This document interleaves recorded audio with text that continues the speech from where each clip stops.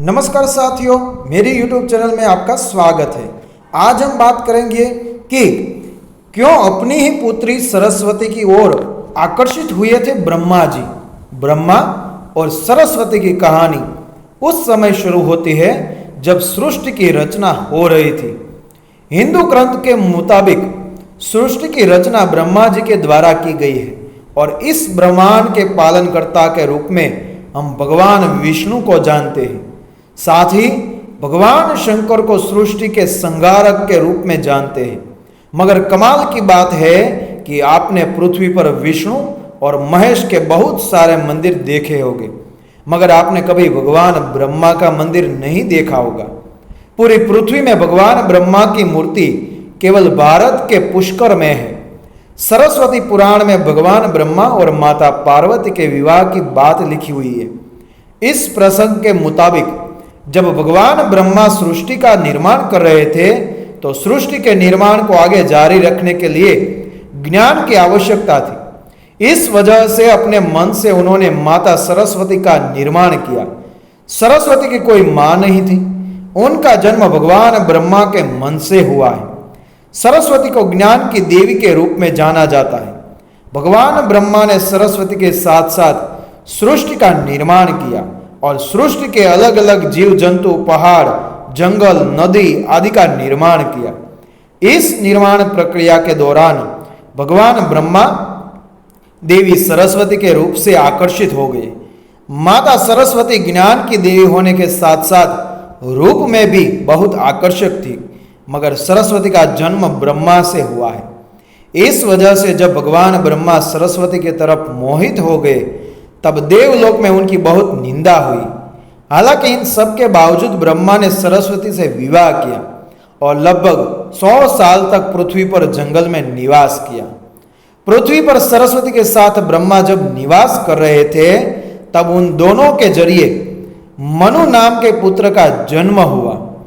आगे चलकर मनु की संतानें ही मनुष्य जाति के पनपने का कारण बनी। भगवान ब्रह्मा के इस व्यवहार के कारण देवलोक में यह निश्चय किया गया कि भगवान ब्रह्मा की पूजा नहीं की जाएगी। सरस्वती ने ब्रह्मा को श्राप क्यों दिया? अगली कथा, सरस्वती ने ब्रह्मा को श्राप क्यों दिया? सरस्वती पुराण में बताया गया है कि भगवान ब्रह्मा ने सरस्वती को अपने मन से उत्पन्न किया था और माता सरस्वती की खूबसूरती पर मोहित हो गए थे। जब माता सरस्वती इस बात को समझ गई तब भगवान ब्रह्मा की नजर से बचने के लिए वो रूप बदलकर धरती पर आ गई। मगर ब्रह्मा जी ने हार नहीं मानी और माता सरस्वती को खोज निकाला। भगवान ब्रह्मा माता सरस्वती के साथ शारीरिक संबंध बनाना चाहते थे और सरस्वती इसके लिए तैयार नहीं थी। सरस्वती ने ब्रह्मा को श्राप दिया था कि धरती का निर्माण करने के बावजूद धरती पर आपकी कभी पूजा नहीं होगी। ब्रह्मा, उसके बाद की कथा, ब्रह्मा और सरस्वती का संबंध क्या है देखते हैं। ब्रह्मा और सरस्वती दोनों ही हिंदू धर्म में बहुत ही महत्वपूर्ण देवी देवता के पात्र हैं। इनसे जुड़ी किसी भी जानकारी पर भरोसा करने से पहले आपको वेद पुराण पढ़ना चाहिए। सबसे पहले आपको बता दें कि हिंदू धर्म की सारी जानकारी वेद में दी गई है। हिंदू धर्म वेद से शुरू होता है। इसके साथ ही वेद में इस तरह की किसी भी देवी देवता का वर्णन नहीं है। हम जितने भी देवी देवता के बारे में जानते हैं उन्हें केवल पुराणों में लिखा गया है। अब आपको यह भी समझना होगा कि ब्रह्मा और सरस्वती के संबंध को लेकर जो जानकारी दी जाती है उसमें कहा जाता है कि इस जानकारी को सरस्वती पुराण से लिया गया है। मगर सरस्वती पुराण नाम का कोई भी पुराण हिंदू में धर्म में मौजूद नहीं है। हिंदू धर्म में 4 वेद हैं और 18 पुराण की बात की गई है। इन 18 पुराणों में सरस्वती पुराण नाम का कोई पुराण मौजूद नहीं है। कुछ बड़े पुराणों को उप पुराण में विभाजित भी किया गया है, मगर उप पुराण में भी सरस्वती पुराण नाम के किसी भी पुराण का जिक्र नहीं है। कुछ जगहों पर मत्स्य पुराण की बात की जाती है, मगर इस पुराण में भी आपको सरस्वती और ब्रह्मा के विवाह जैसी कोई जानकारी नहीं मिलेगी। ऐसे में सवाल उठता है कि ब्रह्मा और सरस्वती के बीच कौन सा संबंध है।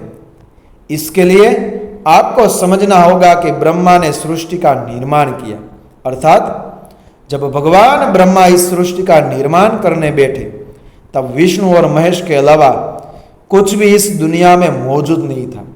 ऐसे में अगर उन्हें सृष्टि को आगे चलाने के लिए किसी भी पुरुष व स्त्री की आवश्यकता होगी तो उन्हें अपने मन से उसकी रचना करनी होगी।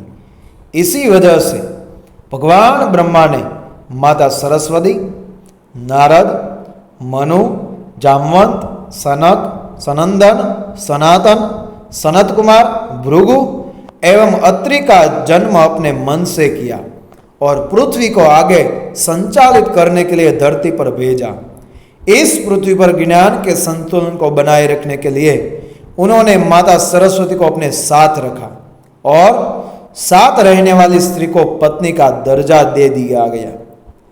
आगे की कथा, सरस्वती ब्रह्मा की पत्नी है या बेटी, देखते हैं। अगर ब्रह्मांड में मौजूद हर चीज की रचना भगवान ब्रह्मा ने की है तो बेटी हो या पत्नी, दोनों के ही रचना भगवान ब्रह्मा के ही द्वारा संभव थी। भगवान ब्रह्मा को अगर किसी के साथ विवाह करना था तो इसके लिए भी उन्हें किसी का निर्माण अपने मन से करना पड़ता और उनके मन से उत्पन्न होने के कारण उनका रिश्ता बेटी की तरह भी लगाया जाता है। हालांकि सृष्टि का निर्माण होने के बाद अलग अलग घटनाओं के कारण ब्रह्मा का विवाह 5 बार हुआ था। इस वजह से उनके कुल 5 पत्नियां थीं, जिनमें सरस्वती, सावित्री, गायत्री, श्रद्धा, मेघा थी। आगे ब्रह्मा जी की पूजा क्यों नहीं होती है? इस पृथ्वी पर अपने अक्सर भगवान विष्णु या भगवान शंकर के मंदिर को देखा होगा। आपने कभी भी भगवान ब्रह्मा के मंदिर को नहीं देखा होगा।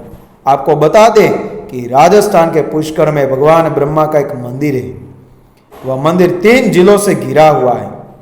प्रचलित कथा के मुताबिक सृष्टि का निर्माण करने के बाद वज्रनाश नाम के एक राक्षस ने धरती पर खूब उत्पात मचाया था। जब इस राक्षस ने भगवान ब्रह्मा के साथ दुर्व्यवहार शुरू कर दिया तब ब्रह्मा जी ने वज्रनाश का वध कर दिया और इस दौरान उनके कमल के 3 टुकड़े धरती पर आकर गिरे, जिससे बड़े बड़े जिले बन गए। आज यह स्थान भारत के पुष्कर नाम के इलाके में है और उन 3 जिलों को व्याष्ठा, मध्य और कनिष्ठ पुष्कर के नाम से जाना जाता है। इन जिलों के निर्माण के कारण वहां पर एक यज्ञ करवाने का निश्चय किया गया। इस यज्ञ में साक्षात भगवान ब्रह्मा बैठने आए थे, मगर एक यज्ञ या पूजा पाठ में पति को पत्नी के साथ बैठना होता है। उस समय भगवान ब्रह्मा की पत्नी सावित्री थी, मगर उन्हें आने में काफी विलंब हो रहा था। बहुत देर इंतजार करने के बाद पूजा का मुहूर्त खत्म होने से बचाने के लिए भगवान विष्णु ने एक सुझाव रखा कि ब्रह्मा जी की शादी इसी पूजा के दौरान कर दी जाए। इस विचार पर सहमति दिखाते हुए नारद मुनि ने गायत्री नाम की एक स्थानीय लड़की को भगवान ब्रह्मा के साथ विवाह करने के लिए मना लिया। जब इन दोनों का विवाह हुआ और यज्ञ में भगवान ब्रह्मा गायत्री के साथ बैठकर पूजा को संपन्न किया, तभी वहां माता सावित्री आ गई और वह पूरी गतिविधि पर खूब क्रोधित हुई। उन्होंने इस क्रोध में आकर भगवान ब्रह्मा को श्राप दिया कि धरती पर उनकी पूजा कभी नहीं की जाएगी। इसके बाद उन्होंने नारद को शादी के लिए लड़की खोजकर लाने का कारण श्राप दिया कि नारद आजीवन कुंवारे रहेंगे। जब माता सावित्री को पता चला कि यह विचार भगवान विष्णु ने प्रकट किया था तो उनके श्राप से वह भी बच नहीं पाए। माता सावित्री ने भगवान विष्णु को श्राप दिया कि वह अपनी पत्नी के वियोग में तड़पेंगे। इसी श्राप के कारण राम अवतार में भगवान विष्णु को माता सीता से बिछड़ने का दुख भोगना पड़ा था।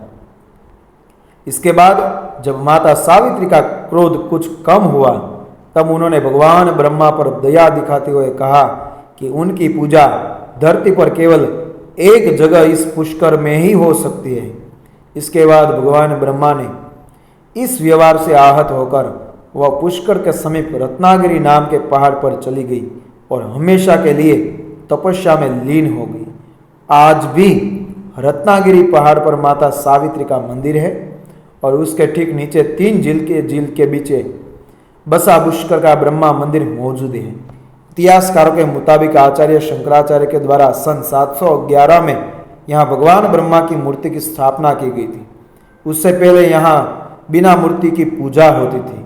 साथियों, कहानी अच्छी लगी तो मेरे YouTube चैनल को सब्सक्राइब करें, फॉलो करें, शेयर करें। मिलते हैं अगली कहानी के साथ। जय श्री कृष्ण, राधे राधे, जय विष्णु।